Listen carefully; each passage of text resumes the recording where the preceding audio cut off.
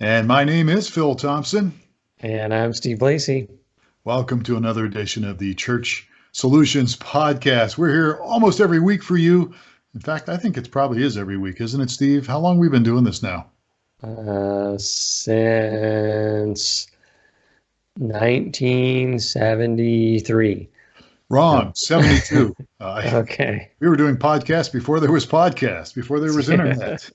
All right, no, we haven't been, but we've been doing this, I don't know, what, 3 or 4 years or longer? I don't know, something like Yeah, that. something like that. All right, so If we uh, had our act together, we would say this is episode 1524, but we we've don't not numbered our episodes.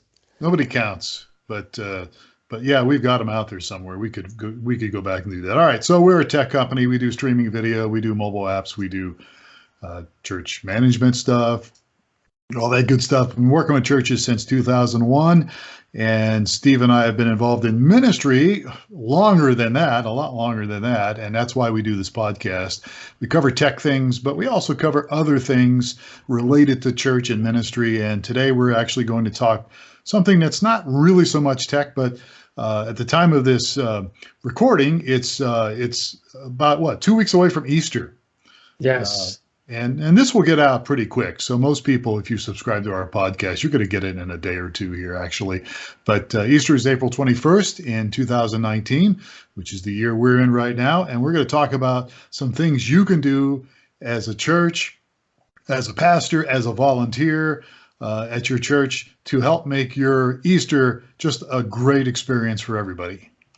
We are.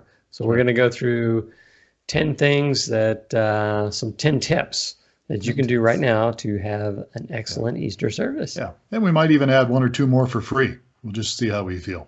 So, all right. So let's just jump right into it since we love helping churches so much. The first one is recruit temporary volunteers. Now, we've been talking actually the last month or so about getting ready for Easter. We've had it on our blogs. We've had it, doing things on the podcast. And I've had some people say, well, that's just fine, Phil, but I have a problem getting volunteers as it is now. How am I going to get extra volunteers for Easter? Right. And do you know the answer to that, Steve? Well, part of the thing is if you let them know that that's a temporary and it's a one-time assignment and there's going to be a bunch of people coming for Easter, Yeah.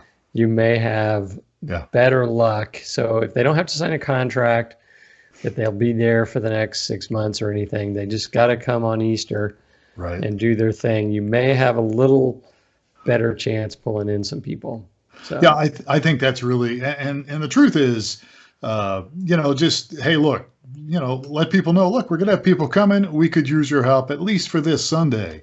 And you never know. Sometimes people, they might try something and like it, and you might get them to come back and volunteer for more opportunities in the near future. right. So, Yeah. but you want to make it clear that the obligation is just this Easter. Yeah, it's just temporary. It's just Easter. It's just Easter. It's just temporary. And I mean, we're not talking about a bait and switch here. I'm just telling you, sometimes you'd be surprised. People get involved and try something and thought, oh, this isn't as hard as I thought it was going to be. I Yeah. can do this more often. So, Right. but yeah, Exactly. but recruit temporary. So just let people know, hey, we need some temporary help here because there's lots of things happening. So Yes. that's And don't let any of your regular volunteers call in sick on Easter. oh no, that's forbidden. Yes. Forbidden. Yeah. All right. So recruit some temporary volunteers. Let's move on to number 2 here. Promote your Easter service on social media. So So go go for ahead. it. Well, This is your favorite topic, right? yeah, well, it's a no-brainer, but here's what I would suggest you do. Maybe do something a little different. So hopefully you're already doing something on social media, right? Maybe do something a little different. Perhaps maybe use, if you're a pastor or you are connected to your pastor in some way as a volunteer, find out maybe what the sermon's about. And I know it's about maybe Easter, but maybe a little more details. And perhaps get maybe just the intro. Maybe you can get a little short video with your iPhone or your Android phone of your pastor, maybe giving people a little tease about, hey, this coming Easter, we're going to talk about whatever it might be related to the resurrection, perhaps. Mhm. And use it just as a little 1 minute video, perhaps, and post it on social media. Yeah, It's just a that's teaser. yes, that sounds like a good way to do it. We're actually maybe working with a much larger group to enable some of that as well. So it reminded me. Oh We yeah, have some yeah. things that while I was away, you guys must have been playing because I didn't. Anyway, we will, I need to find Well, out what happened to that. we'll get to So, that later. all right. Actually, we need to have a meeting about that with the other staff, but we won't do that here in the podcast. But yeah, so think of some creative ways to promote what's going on Easter. And again, the point is to keep your service, your Easter service, on people's minds. Have it on the top of mind while posting something that you're Mhm. sharing. So, I know we share lots of different things, but make Easter kind of the service, kind of the point. So either a little video clip, perhaps a question, little pop quiz, something like that. Find out the answer, Right. Easter morning, that kind of a thing. But whatever you use, start promoting your Easter. You should be doing it now. Yeah. Okay. Yeah. We So, got less yeah, than 2 weeks, right? All right. absolutely. So number 3 on our list, encourage members to invite their friends and family. I That guess, goes without saying. yeah, it's kind of a no-brainer, but I think a lot of times it's something you should talk about. And if you're making announcements, if you're a pastor or whatever it is, you should probably promote that from the platform, from the pulpit, from whatever, and maybe even, and I've done this before, create some physical invitations for people to hand out. And Mhm. not just to their family, but to their friends and other people. I mean, you can, it's really easy today to get, put out a little card. You can go on Vistaprint and print out a little business card. But instead of a business card, maybe just have something about Easter on it, the Uh-huh. service time, the website, something like that. And you can get them usually in a few days. Yeah. And you have a critical stat, right? Do I? I don't 50 remember. for East 50% of the people out there are considering going to Yeah. church on Easter, where normally it's only 40% regularly attend. Yep. So there's Yep. so it's a good time to hit people up. Yeah, it really is. And again, if you can use different means to get that information out to people, and it makes a big difference. So people are open. We talked about this the last couple of podcasts. People are more open than ever during the holidays to come to Easter or Christmas. So yeah, Right. encourage your members to invite friends and family. Just get it out there, and Yeah. that makes a big difference.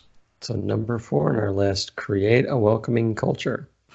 So this one is something that really should be happening now or before, but it's really extra important to make a good impression.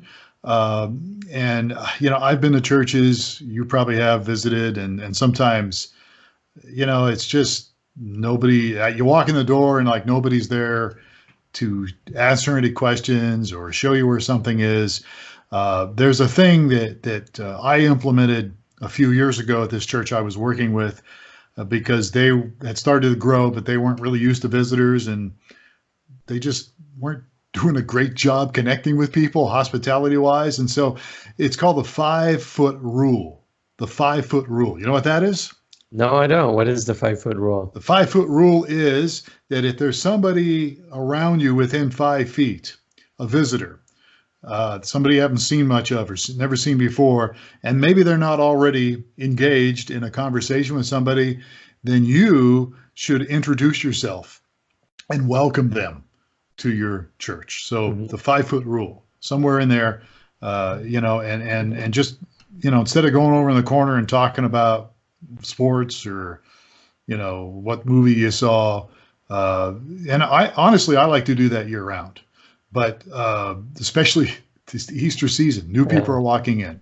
Yeah. I used to be a lot better at this, but gotten lazy in my old age, I guess.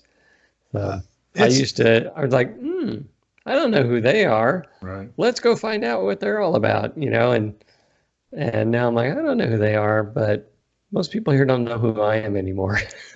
Well, yeah, you guys have multiple services, and a lot of times you're in the tech booth and all that, helping your church out. But Right. it makes a difference for people.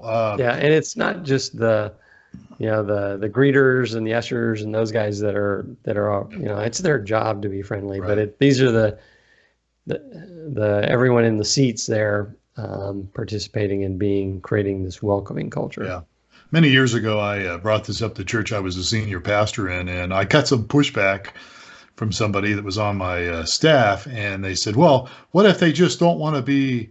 I forget the word he used, Oh but yeah, they don't want to be not bothered, right? bothered, and like, well, okay, you can normally figure that out when you greet somebody and they don't want to be bothered. Normally, you can get the impression that, hey, they don't want anything to do with you for some reason, and that's Right. okay. That's fine. And then just kind of back off and welcome them and move along. But most people are not offended if somebody goes up to them and greets them. And Right. again, you can kind of tell by the body language and the vibe if they're willing to talk or whatever. And again, we're not talking about giving them the third degree. Right. If you feel like they're open to talking about how they found out about you, that would be great. Or more information like that. But we're just talking a greeting and see if that Yeah. opens the door. It's kind of it's reminiscent of that dynamic. You're in the store and you either don't or you do want the salesperson to come over and talk to you. So, in one situation you're like, and they come over and you didn't want them to come over because you don't really need them. You just go, no, I'm just looking. Thanks a lot. Yeah. Or if they don't come over and you're going, what is this person? Why are they not coming over to Right. at least greet them? I'm never Yeah. coming back here, or they won't help me here. So, Yeah. I so I don't think I've ever, and I've been doing this for a long time, like you have, working with churches, and I don't think I've ever had anybody complain to me, "Oh, I wish those people would stop greeting me." yeah, I have had people complain, like on their connection cards, because we have a little thing where we ask people to fill out a connection card every Sunday, and I have had visitors fill out connection cards and say nobody greeted me, or mhm, really felt like the church was unfriendly. I yeah, mean, I've had that happen, and it's yeah. like, There's I think this guy, the secret shopper guy that does for the churches. oh Actually, yeah, Greg it's not Greg that. Atkinson is one of them. Yeah, that's not what I was thinking of. Oh, Actually, we've it's had an article in Outreach magazine that's yeah, consistent, and so they just somehow grab some random person that visits a church right, and has them score the church on a bunch of different areas, and it's not unusual for them to either say, oh, they were really friendly and I felt welcomed, or they ignored me and no one talked to me the whole time I was there and I didn't know where to put my kids. And yeah, yeah, so yeah. It's unfortunately very common. But so that was number 4, create a welcoming culture. And look, maybe you're struggling with that. At least you can start. You start right now in trying to create that culture. And if you have to meet with your team Sunday morning, Easter Sunday, and say, look, guys, we're going to open the doors here in a little bit. We're going to start the service. Implement the 5-foot rule and explain what that right, is. And I would encourage you to do it every Sunday. But again, it's part of the culture. And in all fairness, the church that I was complaining about earlier that I've been working with, they've really changed that culture a lot. And they're much more open and welcoming to people. And it's not like they didn't like people. It's just they didn't, I don't know any better or something. So you can change a culture and you can make it a good experience for visitors. all right. So number 5, secure additional parking. So this could be a little hard, secure additional parking. I've had to deal with this at a couple churches. In fact, my own church that I helped start in Kansas years ago, we ran out of parking, not just for Easter, but we started to run out of it for our main services as we grew. And so fortunately, there was a place just up the road from us that had a lot that we were able to use. And so we literally ran a shuttle Mhm. that was about a half mile from the church. And we had a lot of our volunteers and regular members park in the lot for Easter and Christmas. And then we ran a shuttle back and forth. And actually, the church I'm with now, we have the same issue with parking. And we have, fortunately, our neighbor has a big lot. And so we have a little deal working with them where we have all the volunteers and key members park in the lot. Because there's nothing worse than when you're visiting the church for the first time or one of the first few times, and yet there's no parking. Mhm. It's like, what a Yeah, drag. all right. And I mean, and you've had experiences where I remember I think it was the last podcast you talked about going to Chuck Swindoll's church, and And the parking, they had parking attendants, which was good. And that's might be something we might want to suggest here if you need it, having some volunteers help parking. But I remember you said, I think it was last week, you talked about how the parking attendant wasn't even clear about where you should park, right? Yeah, it was. Yeah, It's the one or the two, and you didn't know which it one was was whether what. you're there for one or two services, Yeah, and they had parking challenges. This was Southern California, yeah, and so if you're staying for two churches, they would double park you. So they would right, basically put you into a spot and then put the guy behind you right behind you. right, So right. Yeah, and the guy behind him, and so you weren't going anywhere. yeah, So it was a right. good time. I took my dad to the church, and I think I somehow made that mistake, or I don't know what happened, but I remember sitting in our car, and we had a good 30 minutes to talk about life and things while we waited for all the cars There you go. around us to clear out so we could pull out of our parking spot. Yeah. Um, Parking, it really matters. And so, whatever you can do to alleviate some parking issues or at least make it easier for people to park. I honestly have a hard time. Here's my pet peeve when it comes to the signs. Some churches have signs for members parking, members only parking. Have you seen any of those? I've seen them. And they're good. They're nice parking spots, right? And my thinking is, what kind of a message does that send to I've people only that are seen coming the the first time? I've only seen the opposite. First timers park Yeah, here. yeah. I've seen also like pastors parking, and of course the pastor gets a really nice spot. And I just have a problem with that. I'm sorry. I mean, I believe in treating our pastors well, but you want to make sure you're treating everybody well, especially new people when they're checking you out for the first time. So anyhow, I'm off All my right. soapbox. All I'm done. right, moving on here. Number All right. 6. Number 6, develop a follow-up plan for church visitors. Develop a follow-up plan. So we've talked about this before the last few weeks. Uh, this Yeah. is a great opportunity, right? And you should have some kind of a plan in place to hopefully be able to get some information from people. And again, we're not talking strong arming people, but if you can get an email address, maybe, and a name, that's a Uh-huh. start, right? Right. Uh, Follow up, have a plan in place. So, if you do get like connection cards or whatever people use to give you their information, have somebody in charge of that. And have maybe 2 or 3 people, depending on how large your church is, and develop some kind of a strategy. Okay, these people came Easter Sunday. Now, how are we going to follow up with them? Right. You should do it relatively soon, within a few days. And then it's up to you guys, depending on if you want to keep following up with them, over a period of time. I'll leave that up to the discretion of the leadership team. So, Yeah. And then shameless plug for us, right? If for the online visitors, make sure you turn on, if you haven't already, your automated follow-up tool. yeah. So So have we to do be streaming aware. video in case anybody's listening for the first time. And we have about 7 or 8 listeners. So we might have 9 today. But Mhm. we have streaming video, streamingchurch.tv. And we have a tool that Steve actually developed, and it's a follow-up tool. So when people log in to watch your live stream with us, if they choose to give you some information, it will capture that information if they so choose to share that, and then it will automatically follow up with them multiple times if Yeah. you so desire that. Right. Based on how Yeah, if they don't come back or they do come back, and when they came, they sent them a thanks. So anyway, yeah, turn it's that good on stuff. if It's you a good don't have tool. that Turn turned it on. on. Yeah, you got to turn it on. It's not Yeah, if you you're got to turn streaming it with on. It's us. not, we don't follow up for without your permission. So Right. something you gotta go in and turn on. Yeah. If you need All help right. with that, just contact us. All right. What are we doing So next? number 7, replace tech you can't count on. Replace the Okay. tech. And I'm not talking about the person here. Well, maybe you should, but replace tech, the stuff you use, get rid of it if you can't count on it. So we're talking, you got a bad projector that works half the time. It might work today. Let's hope it works, or let's kick it a few times. Well, it's probably hanging from the ceiling, but let's jiggle the wires or something, right? Don't count on it working Easter Sunday. So make the change, order another one, do something different. Mhm. The bulb's going bad, replace the bulb now.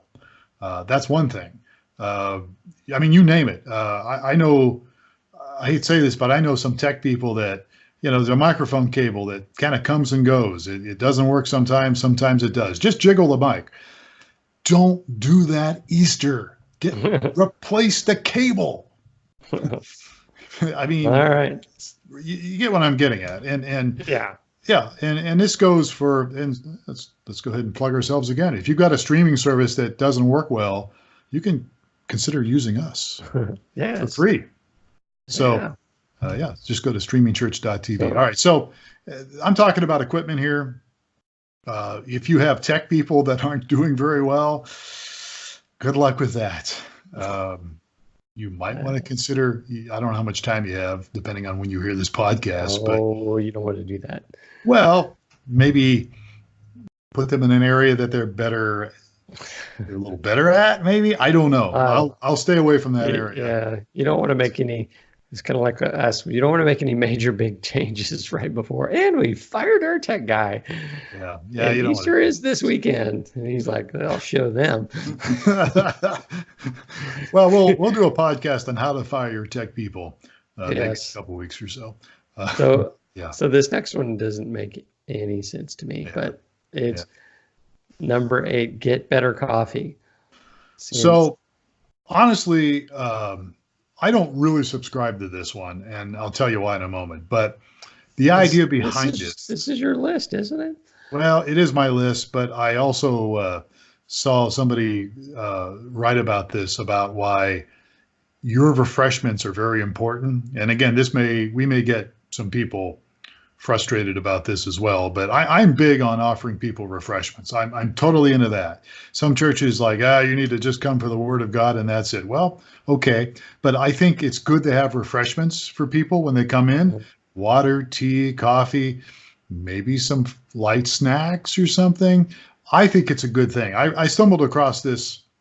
I don't know if I was at your church 20 some years ago when we did this, but I know I did it at mine when I started one, and it made a huge difference. We would have it before the service. But anyhow, a friend of mine, when I first came and worked with this church I'm doing a part-time gig with here, they had really expensive coffee. And I was cutting the budget left and right. So I cut the coffee. They had some brewed coffee that from Tucson here, and it was just so good coffee. I was like, I don't think it's that good. So I got rid of it. And I got the cheap stuff. And I've never had a complaint in the last 5 years about the coffee. But for the sake of this argument of having better coffee, I would say this. Make sure that you have stuff out there. If you're going to serve refreshments, make sure it's fresh. Make sure the coffee is fresh. Make sure. I say I don't. Yeah, that makes sense. This doesn't make sense to me, mainly because all coffee tastes terrible to me. So there is no good coffee. You're the wrong guy. I'm the wrong guy. You're the wrong guy. You don't drink coffee, but many of us do like coffee, and I do think there are different flavors. Well, I'm more into the just coffee. I'm not into the French vanilla or the coconut, whatever that is, or I'm not into the flavored coffee. But I do think there is good coffee and there's bad coffee. So it's up to you guys, but I think that you should at least have quality stuff out there, and it should, whatever it is you're serving. And I do think you should have some refreshments. And then, of course, the big question is, well, how are we going to do that? There's people that like to bake in your church. Organize a refreshment team. My church has a refreshment team, and it's a big success. Yeah, and it can be really easy. It can be really easy as just having a small stockpile of cookies that are fresh that you put out. Yeah. So it's not hard. See, the challenge is, but we're getting into a deep dark corner here, is keeping the youngsters from going over and filling their pockets with them and running off. You will have to have some kind of child patrol or something to get the kids away from the whatever refreshment team. You just put out a few at a time. Yeah, to make sure that it never goes dry. We've been doing this for years at my church, and we usually don't have too much of a problem. Most of the kids are pretty good. Their parents attend to it. But anyhow, consider for whatever it's worth. All right, let's move on. We're running out of time. Number 9, update your church website and app. So this is a no-brainer, right? Yeah, So if you're we're running listening out of to time this though. podcast, I mean, there may be some people listening to the podcast that, oh, I forgot to do that. So that's why we put this in here. Um, make sure your website's up to date with the service times. And if you got something about Easter, maybe promote it on your website, maybe a slider. If your app, if you have a mobile app, you should get that stuff up to date. Sometimes you get busy and you forget. So just make sure it's up because, again, Yeah, as we've always said, people are going to your website. They're looking to right. stuff about And you. if you're talking about Christmas on your website, then they're going to go, "Do we really want to go to this church?" Yeah, So, probably a good idea. All right. yeah, we Last but touched not it least. pretty much. All Yeah, right. last but not least, pray. Pray. I would encourage your key volunteers to have prayer together. I would encourage people, maybe if you're a leader and you're volunteer or you're a pastor listening to this, maybe send out an email. Just remind people to pray because Hmm. look, Easter's it's a great opportunity, as we said earlier, and you may have some numbers, but really what you're concerned about is connecting with people and hopefully helping people connect with God. And that's a Right. spiritual thing. And pray for the people coming, pray for your staff, pray for your pastor, because it's an important time for people. And your Easter service could change a life. And hopefully it will change at least one life, hopefully more than one. And so you want to make sure that you've got everybody on the same page, and prayer really can help. Right.